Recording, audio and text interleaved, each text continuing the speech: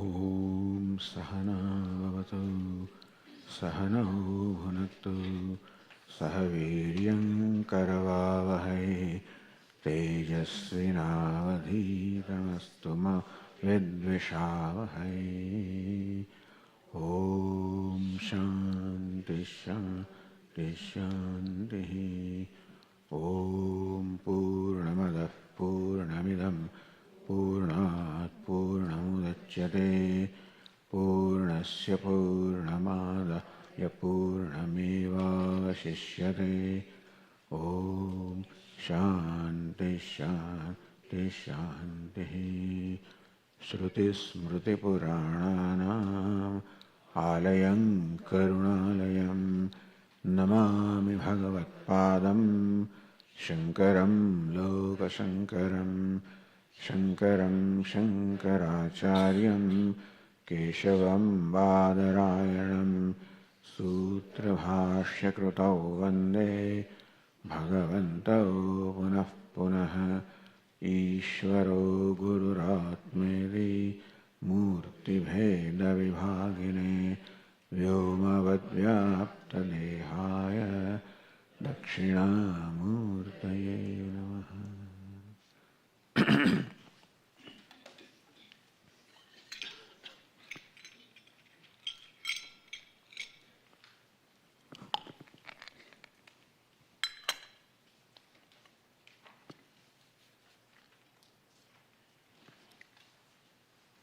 In the previous verse, Lord Krishna said, Chaturvarnyam maya srishtam guna karma vibhagashaha.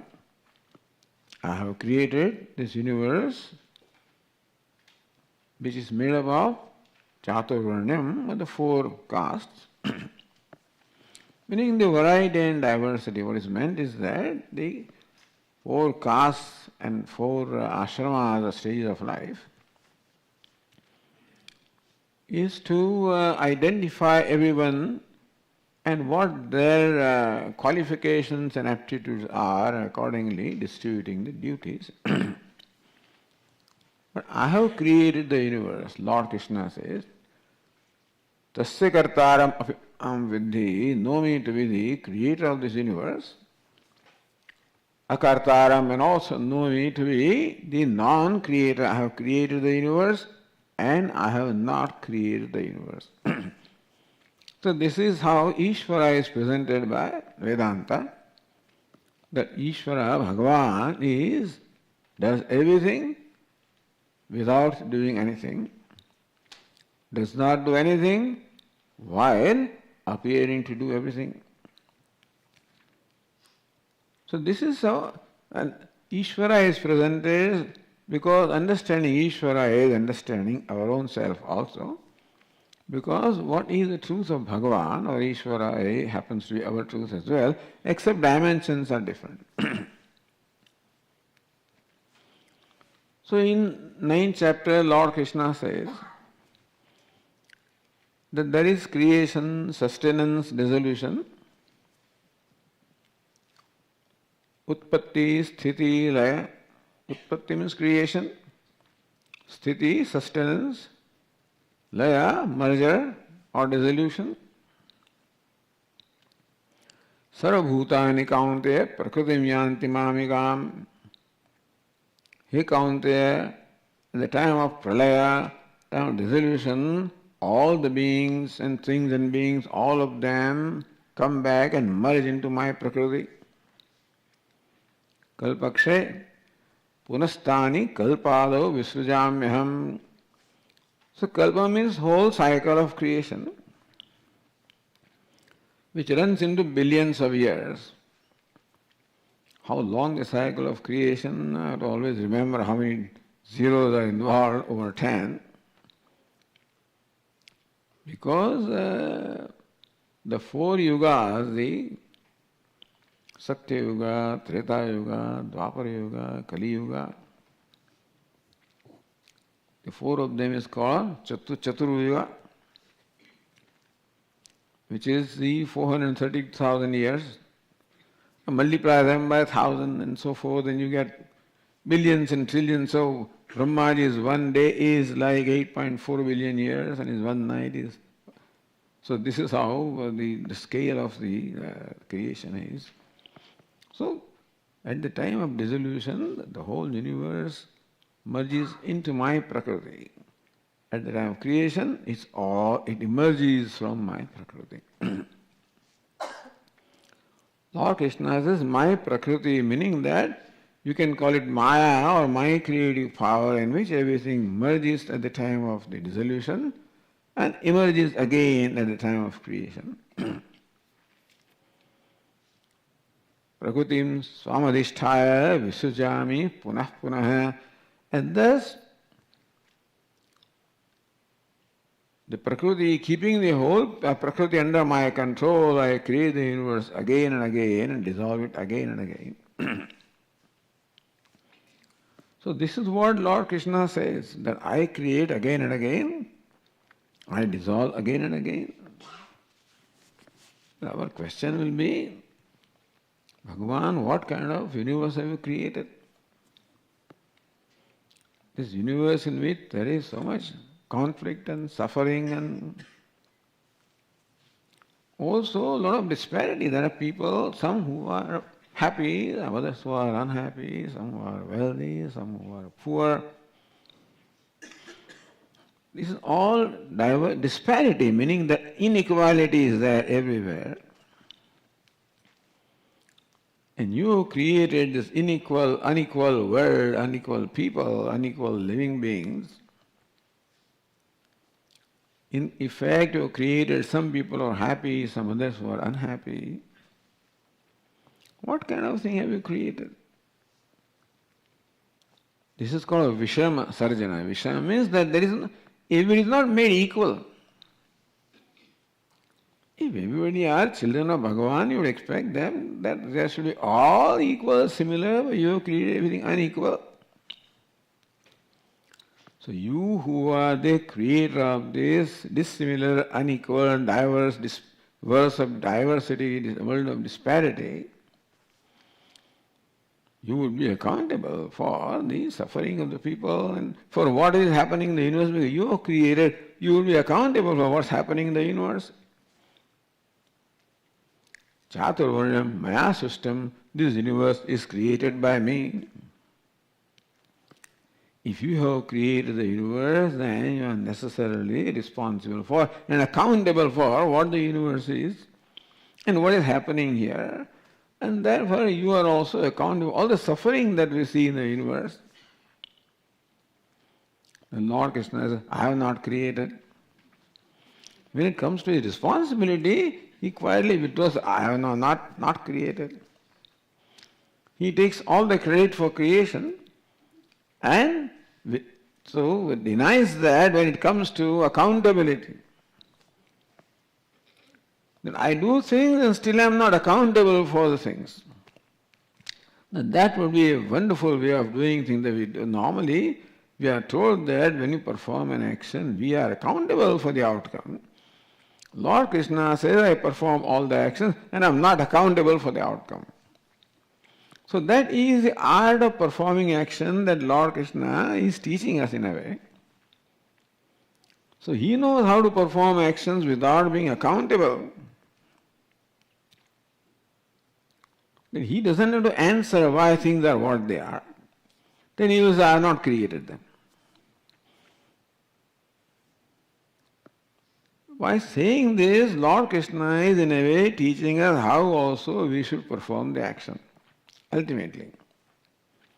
So what is the reason how Lord Krishna can say that I have created this and I am still not accountable for them because I have created without a sense of aham or sense of ego, meaning that while doing things, while creating, sustaining, dissolving, there is no notion in my mind that I am doing this.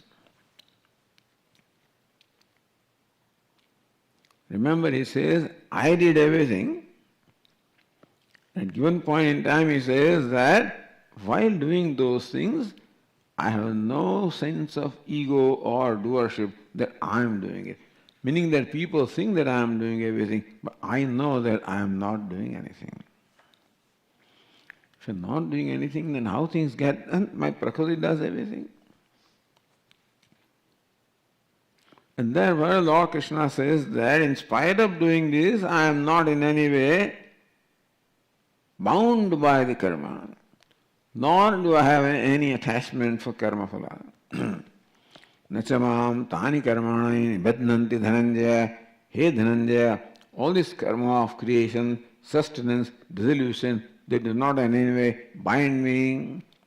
Because if karma binds, then you are accountable for experiencing result of those karmas, then Bhagavan will take birth again and again.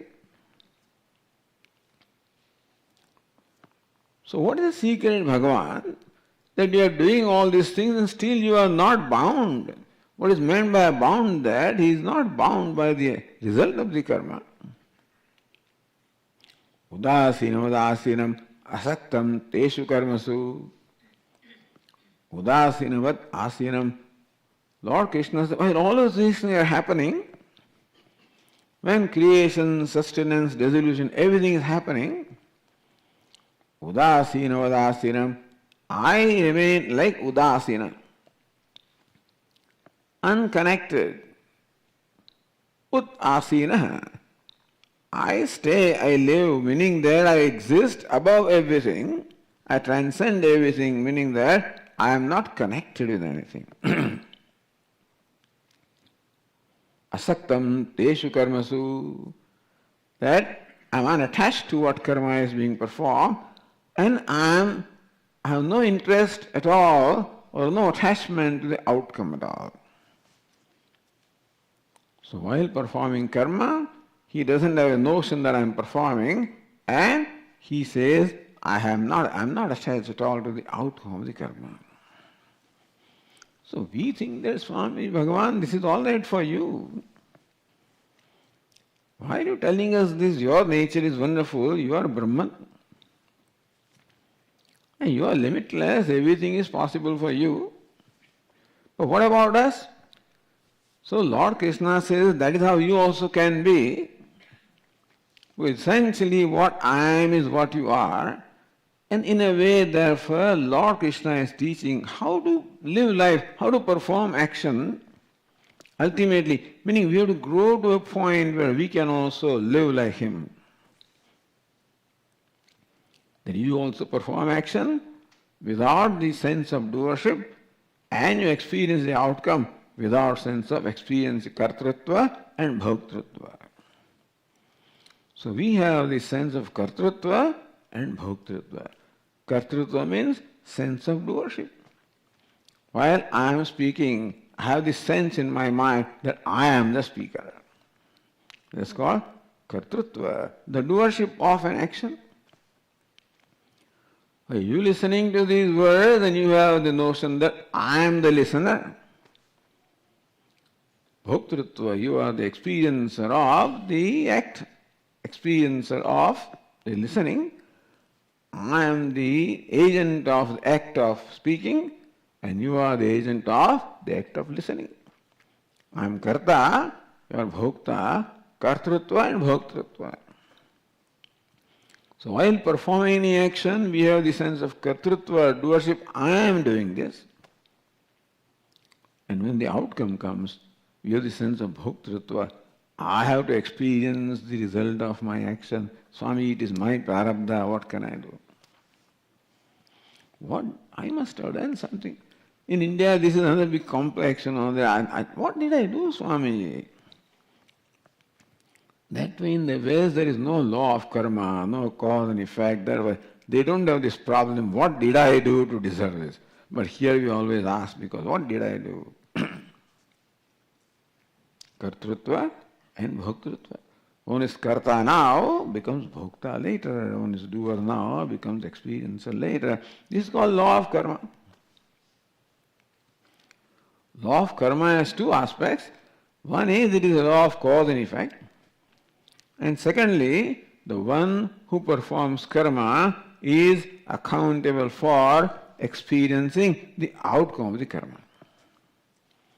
It cannot be that I do something and you have to experience the outcome of that.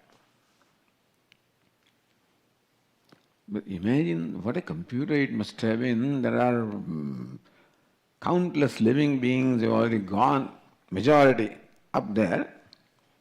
There are 8 billion people now, and billions will keep on coming. There is some kind of a computer that's keeping track of the karma of everybody in all the births and making sure that we get the result of the karma that we perform. And there is no mix-up in accounting there. In India, in bank accounts, there are mix-up that I deposit the money and gets deposited in your account. In Bhagavan's banking system, there is no mix-up at all. So it is said that in fact, a karma will produce a result even after 7 cycles of creation, it will remain in your account. And you will have to experience the result of what you have done. And that is the reason why we are told to do good things. Make sure that you do good things so that you are the recipient of the desirable results. We cannot get away from the witness. This story is very well known. One teacher once told his children in his class, each one was given a banana. Each one of you go into a place and eat banana where no one sees you. So after 20 minutes, 15, 20, all children came back without banana. Did you all? He said, we went to a place where nobody was looking at us and we ate banana. This one child came back with banana. So what happened? You didn't eat your banana? He says, no. Why? So you say that I should go to a place where nobody watches me. Then you didn't find any place? He says, no. Because God is watching me. So what is happening in our mind, by the way, others may not know. The world may not know what is going on in my mind, but that universal witness knows everything that is going on in my mind. This is not to create any fear or anything, but just to be aware that we should be aware of even the thoughts that are going on in our mind. Understand that we need not worry about a thought that comes to the mind. But when we deliberately entertain a train of thought, then we should be concerned about it.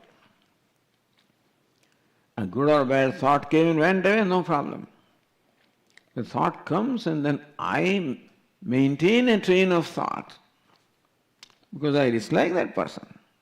I hate that person. And so thought comes in my mind, what if something happens to this fellow, what happens to when he falls down, etc. In a school, I always used to get first rank. And then when we were in the 10th grade, and a boy came from Mumbai, very bright boy.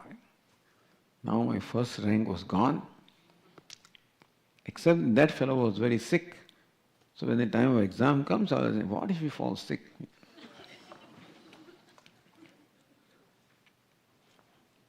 So when we deliberately wish ill of somebody, there is also karma.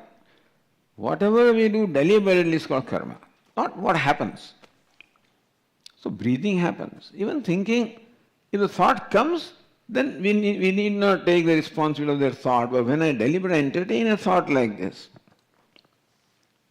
so if you want to entertain thought, entertain good thoughts. Sarve bhavantu sukhinah, sarve santu niramayaha, sarve bhadrani pashyantu. So whether we perform action at the level of body, action at the level of speech, or action at the level of mind. Just thinking is not the action. But when I deliberately enter in a train of thought, that is called action. And I am accountable for the result. So what would be the great secret that all these actions are performed level of body, level of speech, level of mind, and still I am not accountable, I don't have to experience the outcome of them. That is called freedom. So with reference to karma, the freedom will be that you are performing karma and still you are not accountable for, or you do not have to worry about the result of the experience of result of what you do. That's called the freedom from karma. What is called bondage of karma? I perform karma and I have to experience the result. What is freedom from karma? I perform karma and I do not have to experience the result. That is good, Swamiji. I can do anything, you can do anything. But I don't think that person will do anything. In order for us to come to a point where I perform the karma and not accountable, my mind must be of what nature? That even by mistake it does not do anything that is damaging to anybody else. This person's mind has become so pure that automatically what he does is for the well-being of the whole world. When we have achieved that stage, we have nothing to worry about. And this is what Bhagavan is. Who is Ishwara? Ishwara is the one that is the well-wisher of everybody. Pitahamasya jagataha mata dhata pitamaha. The 9th chapter of Bhagavad Gītā, Lord Krishna says, Pitahamasya jagataha aham asya jagataha pita. I am the father of this entire universe. Mata, I am the mother of the entire universe. Dhata, the sustainer. Pitamaha, the grandfather of everybody. Meaning that I am the well-wisher of everybody. I am Suhrit, well-wisher of everybody. So we have to grow to that point. We don't have to become Ishwara. Meaning that we don't need to be able to create something and sustain and dissolve. That kind of thing we need not do. But where we have to become Ishwara is what kind of mind Ishwara has. Surdam sarvabhutanam jnatva mam shantimrucchati. Suhridam sarvabhutanam. I am the well-wisher of all the beings. Jnatva mam, knowing me that way, one becomes free. So we have to become the well-wisher of all the beings. Sarvabhuta hite rataha. Lord Krishna says again in Bhagavad Gītā, describing his devotees, Sarvabhuta hite rataha. They are devoted to the well-being of all the creatures. Adveshta sarvabhutanam, describing his devotees, Lord Krishna says that there is no hatred for anybody. So this is how the devotees are described, or karma-yogis are described, or the sadhaka, or the seekers are described. We are described that we have to grow to that point. Bhagavan is automatically like that. The reason, and Bhagavan describes himself so that we try to imitate, or we also try to grow to that point. But Swami, that is not possible. That's a tall order. It is a tall order. But then, because as long as we are connected to something that this is mine and that is yours, this I like and this I do not like. I like this and therefore I am well-wisher of this. I dislike this and therefore I think that something should happen to that. I should get rid of that. As long as raga-dveshas are there, so long we are very, very bound and limited. So becoming like Bhagavan, meaning that becoming free from all ragas and dveshas and all attachments and aversions. Is it possible, Swamiji? It is possible. Because that is our essential nature. And that is a bondage. Having attachments and aversion is the sign or characteristic of dependence. When there is raga or attachment to something or somebody, then I am dependent upon that, because when I enjoy the favor of that thing, then I am happy. When I am attached to something, then what I need is the favor of that, then I am happy. I dislike something, aversion, then I am happy when that thing becomes, gets hurt. Raga and dvesha. We have to make our mind free from these raga dveshas. What is called ego is nothing but raga and dvesha. Give up ego. What is giving up ego? Give up the attachments and aversions, raga and dveshas. Raga means my happiness depends upon the favor of something. Dvesha means my happiness depends upon the hurt of something. Somebody gets hurt, then I'm happy. And so, this is taught to us how we have to become, is that so progressively become free from these attachments and aversions, which are the signs of bondage.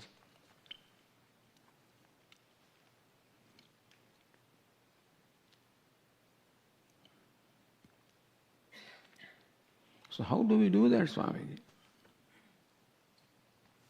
So Lord Krishna says, so karma yoga is while performing any karma. I ask myself, what is the motivating factor of what I am about to do? Why am I doing this? What is the motivating factor? What do I want out of this? I want to favor this. I want to hurt this. If this is there, this is the raga and dvesha.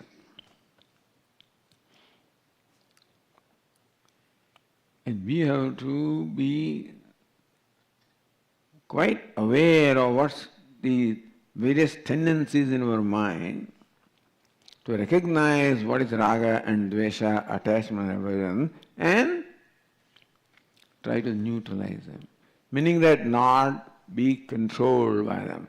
Raga dveshas may be there, but then what is meant is we should manage the raga dvesha and not be managed by them.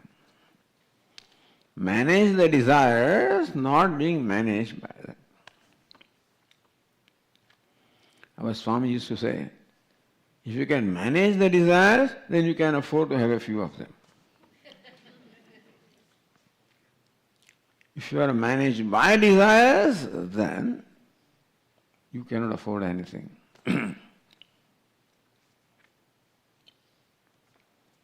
So in case you have some raga dveshas, as long as you manage them, so long you're okay.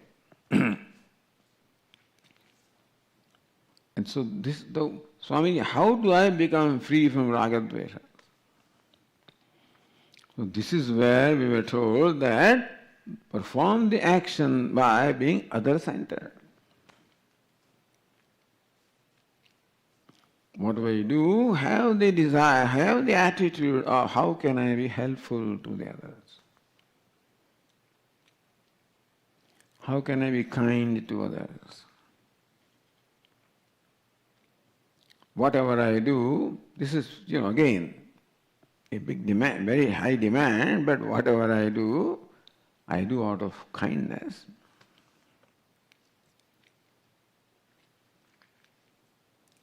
Out of the attitude of being helpful to us. Swami, what will happen to me?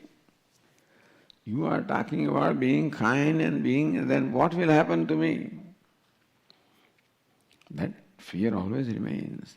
Therefore, do not plunge into this right away. Don't start doing everything with kindness. Perform one act of kindness, I am safe. Then perform 2 acts of kindness. You feel comfortable, perform 3 acts of kindness. And you discover comfort by helping others, by being kind to others. You will discover comfort in ourselves. Not insecurity, because I am very insecure. If I become kind, what will happen? What will others do? How they will exploit me? How they will take advantage of me? The big problem, Swami is taking advantage of me. That person is taking advantage of me. So let them take. No.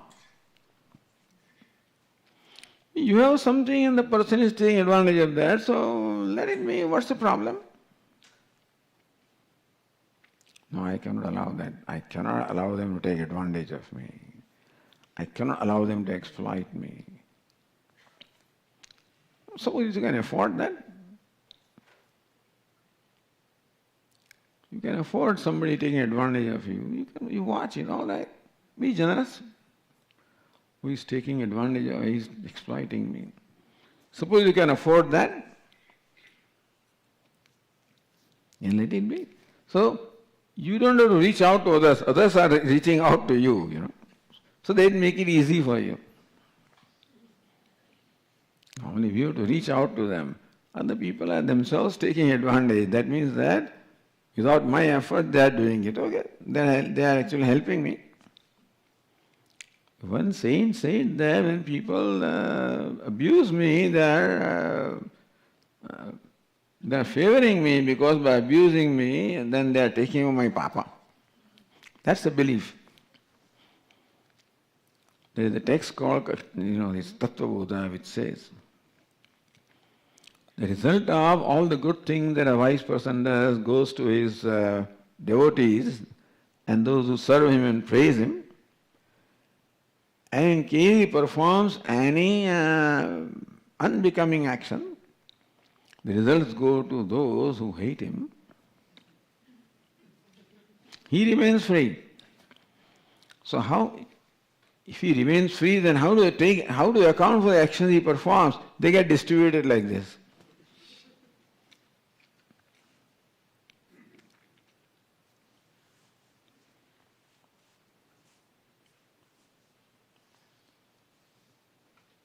So therefore, they will take away, you don't have to worry. But if somebody is taking advantage of you,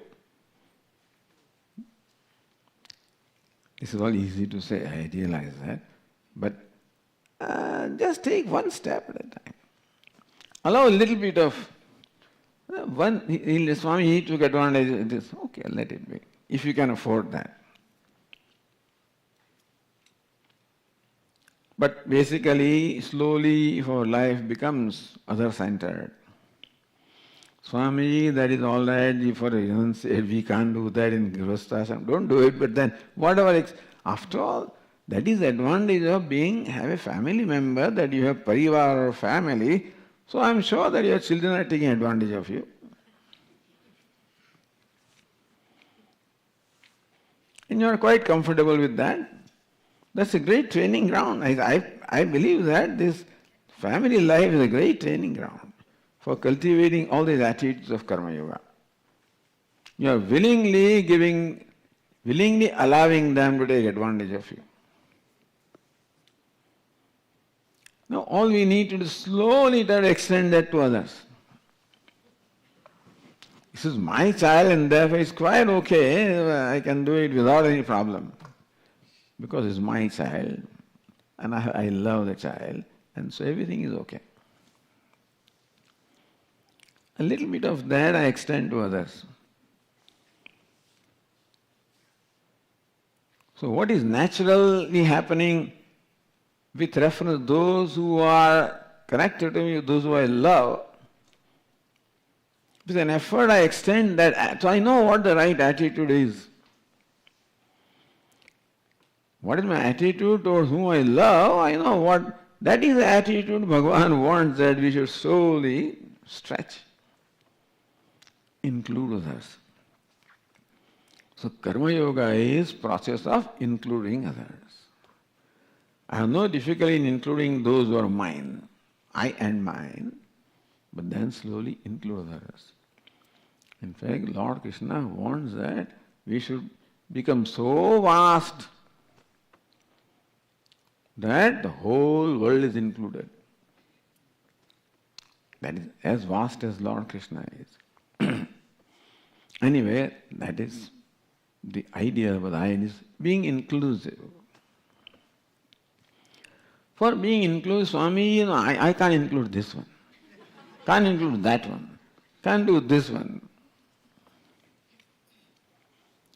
Which to include others, it will require me to accept them as they are. Then only I can include. My child I can include because I accept my child as the child is. To include others, we have to accept them as they are. Meaning that we have to make the relationship free from raga dvesha, accept them as they are.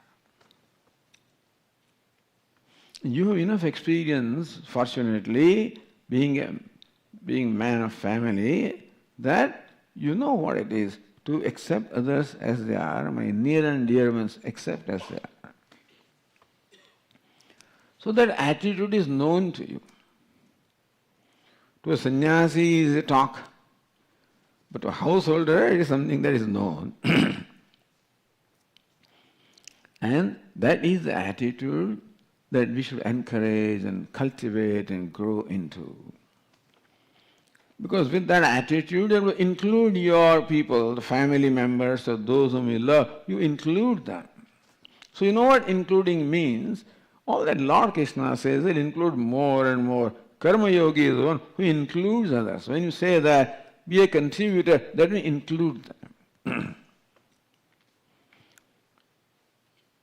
In the Western language, stretch your ego, meaning that include others in you.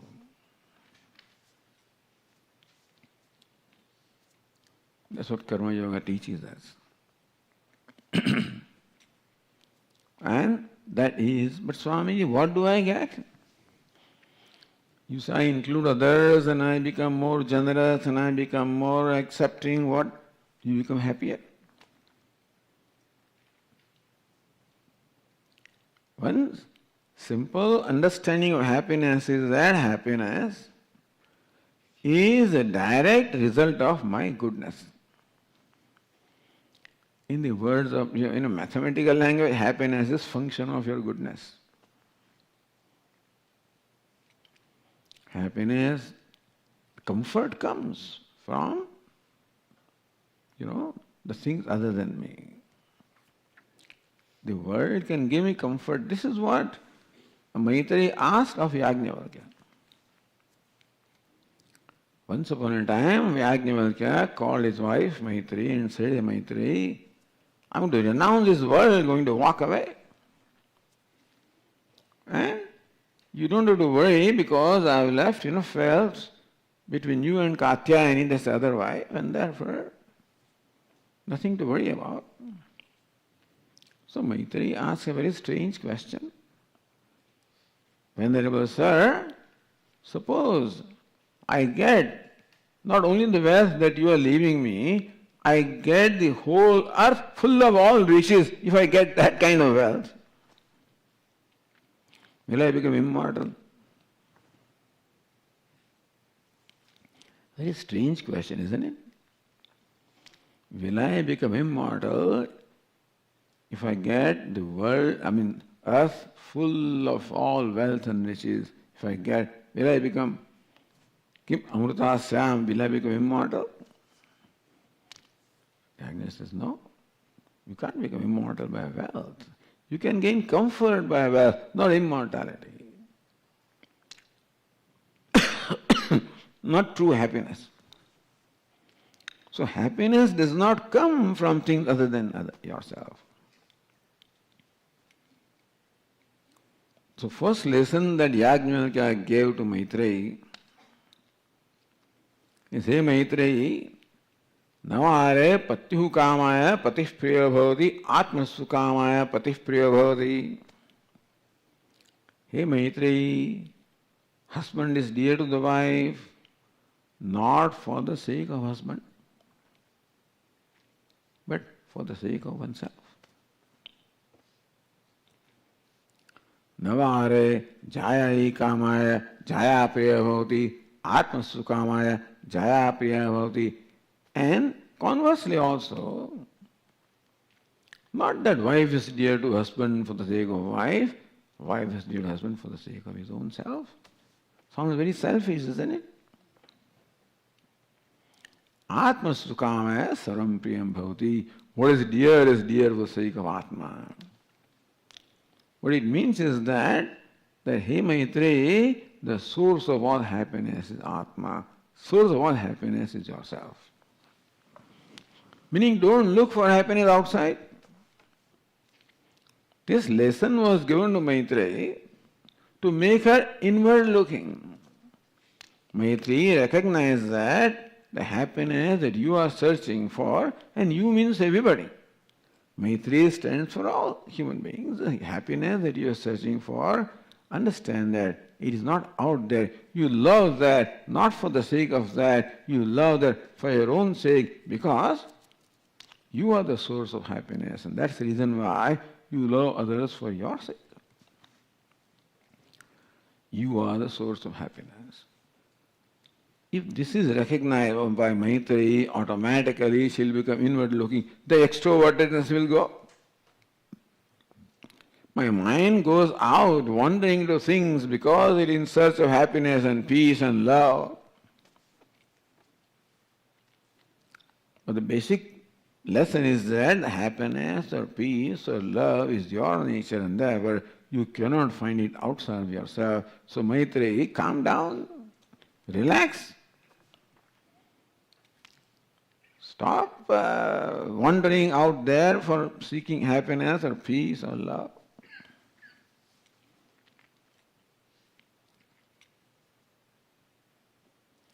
And therefore, what we are seeking is happiness or peace or love. And for that, the means is my own self. Other things can create comfort. Other things may be helpful perhaps in some way or the other. We are not denying the usefulness of the comforts and things that the world gives us. But at the same time, the happiness or success we have to find from our own self.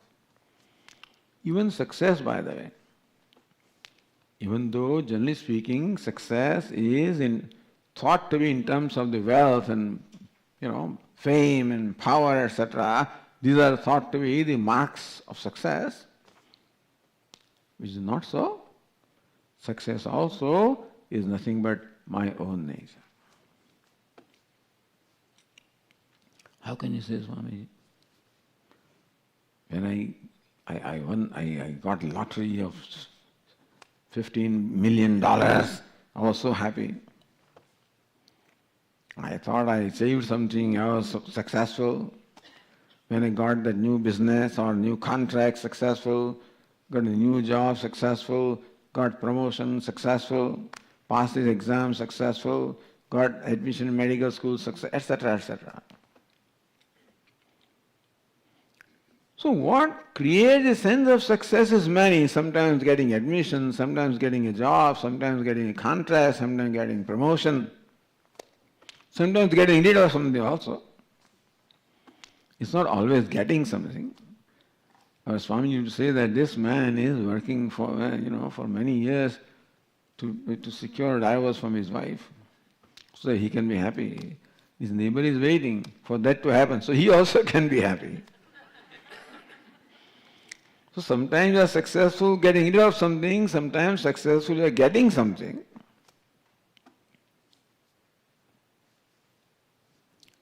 But success is a feeling that is created in you, for which what happens out there just becomes an occasion. Success also is your nature. If this is known by human being, then people will stop wasting their efforts. There's nothing wrong in having wealth and fame and power. They're all wonderful things. They empower you to do good things. If you want to help others, you need them. But to think that they are mark of success is something wrong. That is not right. Nobody who has gotten them ever feels successful. If you go to them, ask in privacy, will you feel successful? If he's honest, he will say, no, I don't. Success, again, is your nature, is not something to be found from outside of yourself. See, these basic facts of life we know. Then the priorities will become very clear to us. We will not be struggling for something which is impossible to achieve. The 10th man is searching for the 10th man. You know the 10th man story. Everybody knows 10th man story? Okay, thank God. Otherwise, you have to listen to it again.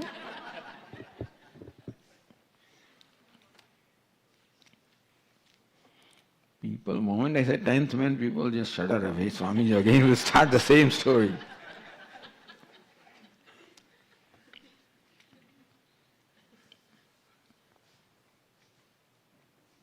But search for happiness or success is like the search for the 10th man. 10th man is searching for whom? Searching for his own self.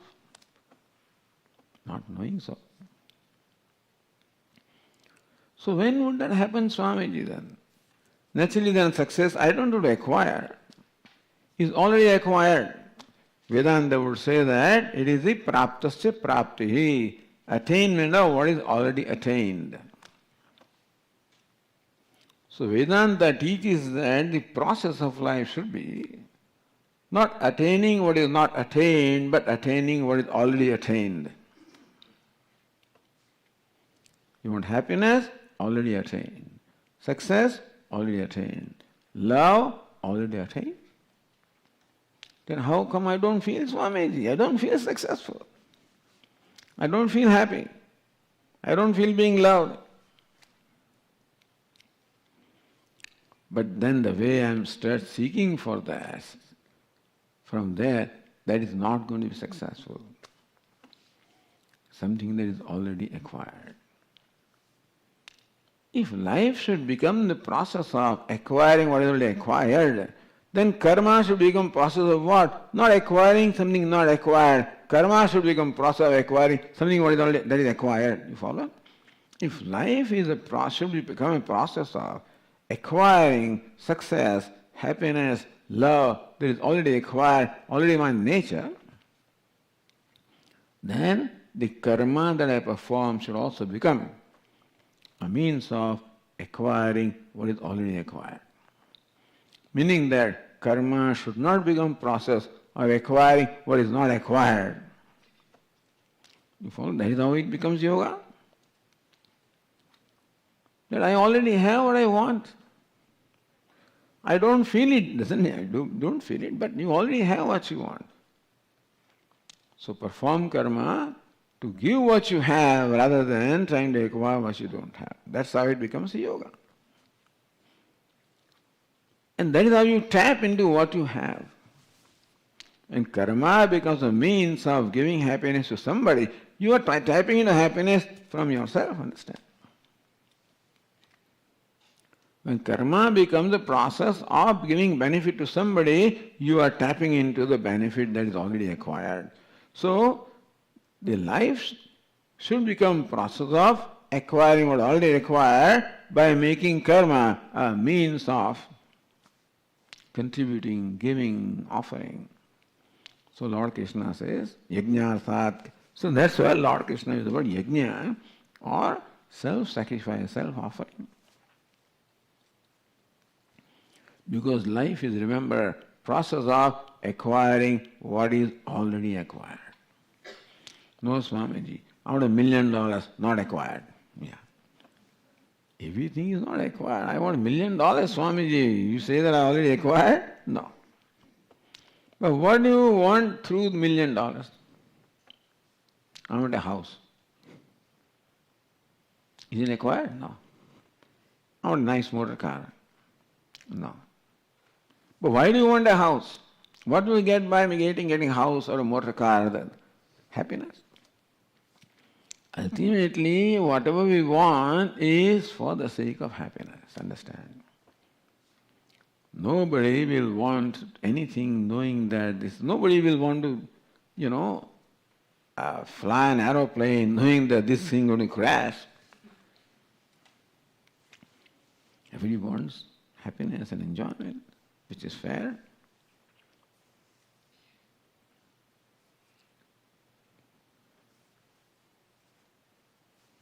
So Lord Krishna says, what you think you want, you already have. You want happiness, you already have. You want success, you already have. You want peace, you already have. You want respect, you already have. You want honor, you already have. No, Swamiji, I don't have. You have? Then you do tap it from yourself. Meaning make the karma a means of giving respect to others, then you are tapping it from yourself. Whatever you want, you give. By doing that, because what you want is already you have. And the only way you can get it by tapping it from yourself. I want to love, you already have. So make your karma a means of tapping the love from yourself and make the karma a means of giving love to somebody. It's not easy to swallow this thing because this goes quite against what all we are taught and what we are doing. That's not what management schools teach you. They teach you quite contrary to this. That's not what the world teaches us. And therefore we cannot right away plunge into this, but one step at a time. But that is the direction in which we have to go. To discover what our true nature is, because the wholeness and completeness also is already acquired. Even Bhagavan also is already acquired. In what way? Because the scripture says, Tattvamasi, you are Brahman. Lord Krishna is Brahman. And Lord Krishna himself says that, hey, I am your nature. Kshetrajnam chapyamam vidhi sarvakshetreshu bharata. Hey Bharata, I am the self in all the embodiments. If you already acquired me, just discover that I am already acquired. So that is how knowledge comes into play. You follow what is meant by knowledge is discovering what is. Good Swami, then I am going to take sannyasa. No, but then that discovery requires a certain disposition of mind for which this vyavahara is required. So vyavahara should become a means of acquiring that mind. It's good for that you don't have to go out and do vyavahara, it's already given to you. Vyavahara is whether you like it or not. It's given to you. Swami, I'm stuck in things. Well, make the best use of what you have. Make the life yoga. Take every opportunity to contribute. Don't announce that. Keep it in your mind. Don't announce that I'm going to contribute from today. No. Keep it in your mind.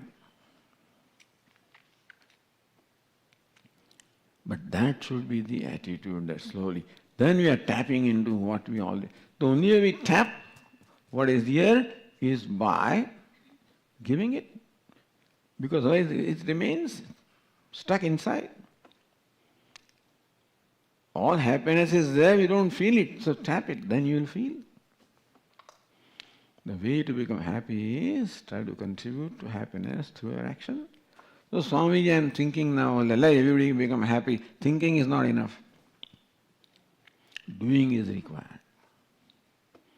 Yes, have good thoughts, no doubt, but that is not enough. Put those thoughts into practice. Our Puja Swami said, physicalize your attitude. Go to the temple, oh, I worship Lord, I'm a devotee of the Lord. Show it. Don't go and stand there. So bow down, salute, prostrate to the Lord, to show that there is devotion in you. Meaning whatever feelings or what attitudes you want to cultivate, physicalize them, express them into action. Then they become like the lines on the stone. Otherwise they are like lines in the sand, they will just disappear. So therefore karma yoga. Whatever good intentions you have, express them into action. have good intentions to begin with, and then express them in action.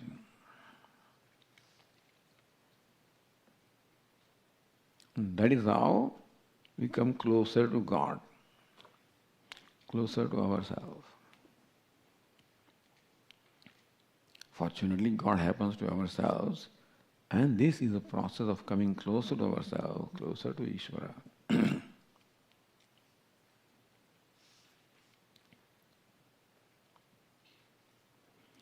So this is the nature of karma. Well, I shouldn't say nature of karma. This is the nature of karma that Bhagavan or Lord Krishna wants our karma to be. This is a process that will discover the secret of karma. Secret of karma is Atma. To discover secret of karma, this is the way we should perform karma. So that slowly our mind is slowly and slowly cultivated. Mind becomes mature. Mind grows. We will become our own sculptor, The sculptor takes a rough and tough stone and then sculpts and brings out a very beautiful form. Similarly also, the beauty which we have in ourselves has to be brought out by our own self. We have to become our own sculptors. And every time we do something good, it is one stroke. It removes the unnecessary material. So whatever the veil is there, whatever is unnecessary material that is veiling the goodness inside, we remove that. So we become our own sculptors. We create happiness for ourselves, success for ourselves, because it is already acquired. That beautiful form of the Lord is already in the stone, which is very rough and tough outside. You only see a stone, a rock there, and a sculptor sees the beauty in there. Keeping that in mind, he chips away. And that beauty is a beauty. Chip away. What is concealing that beauty? Make it manifest. So beauty also you already have. Whatever it is that we want in life, we already are. Not have means we already are. Therefore, our purushartha, our effort is to bring it to manifestation what is. What is, but what is as though hidden or concealed like that form in the rock, and you have to bring to manifestation. So also we will bring to manifestation. Call it happiness, success, beauty, which is our essential nature. So that process is required for us to ultimately discover the secret of karma. Lord Krishna says, Gahanā karmaṇo gatiḥ. The nature of karma is Gahanā or inscrutable, because that requires a mind which has acquired a subtlety to see the inscrutable. And this is how we cultivate a mind which develops that subtlety. Call it maturity, subtlety. Drishyate pagraya buddhya sukshmaya sukshmadarshibhi. Kathopanishad says, Esha sarveshu bhuteshu ghudotmana prakashate. Sarveshu bhuteshu gudha atma. Atma is gudha, hidden in all the beings. Atma means beauty, wholeness, completeness.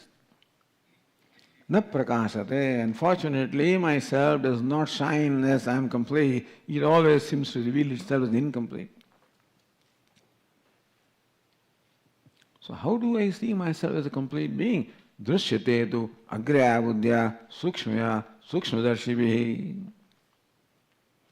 That yes, the self appears or manifests itself as complete when I make my mind sukshma, subtle, and ekagra, single pointed.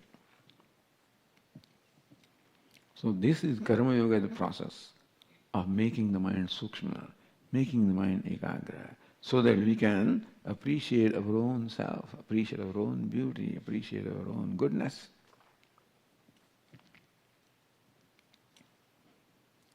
Then Gahanā karmaṇo gatiḥ.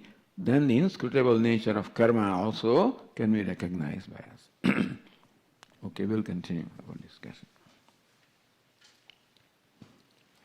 Om Purnamada Purnamidam Purnat Purnamudachyate Purnasya Purnamada Purnameva Vasishyate. Om Shanti Shanti Shanti. Hari Om. Shri Gurubhyo Namaha. Hari Om.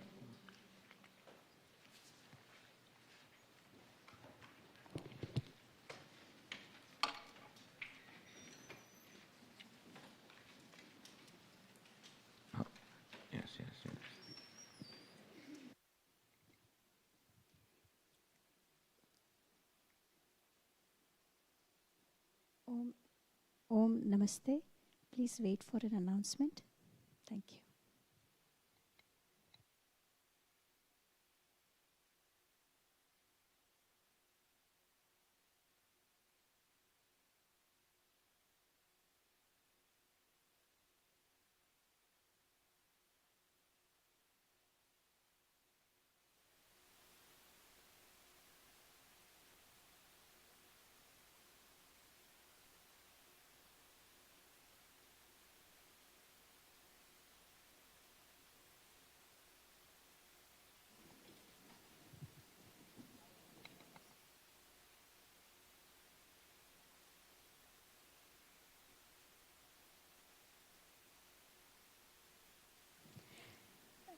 Om.